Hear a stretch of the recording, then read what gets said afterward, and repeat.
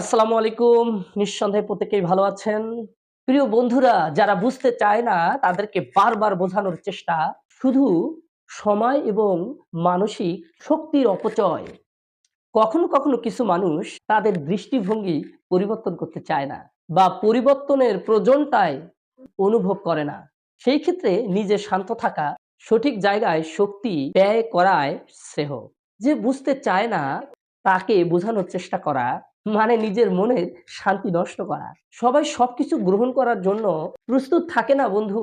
কেউ নিজের ভুলগুলো বুঝতে চায় না। কারণ তাদের অহংকার বা ইগো বাধা হয়ে দাঁড়ায়। আবার কেউ সত্যিটা মানতে ভয় পায় বা সহজে মানতে চায় না। তবে তাদেরকে বারবার বোঝানোর বদলে সময়টা নিজের জন্য কাজে লাগানো বুদ্ধিমানের কাজ।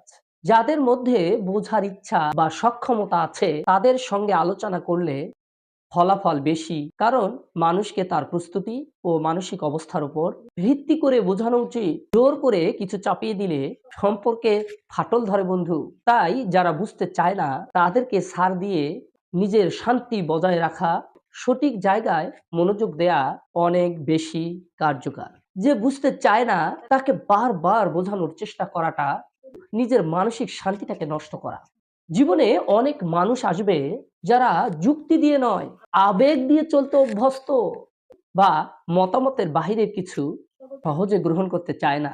এমন মানুষের সঙ্গে তর্কে বিতর্কে জড়ানো মানেই নিজের শক্তি এবং সময়কে নষ্ট করা। তাদের বোঝানোর চেষ্টা না করে বরং নিজেকে বিকশিত করার দিকে মনোযোগ দেওয়াই ভালো। কারণ সময় এবং শক্তি খুবই সীমিত বন্ধু, যা সঠিক কাজে ব্যয় করলে জীবনে ভালো ফল পাওয়া যায়। আরেকটি বিষয় হলো কিছু মানুষ বুঝতে চায় না কারণ তারা পরিবর্তন বা সত্য মেনে নেওয়ার জন্য প্রস্তুত নয়, কিন্তু সময়ই তাদের সবচেয়ে বড় শিক্ষক। ধন্যবাদ বন্ধু, আবারও দেখা হবে আপনার সঙ্গে কোনো এক নতুন ভিডিওতে। আসসালামু আলাইকুম ওয়া রাহমাতুল্লাহ।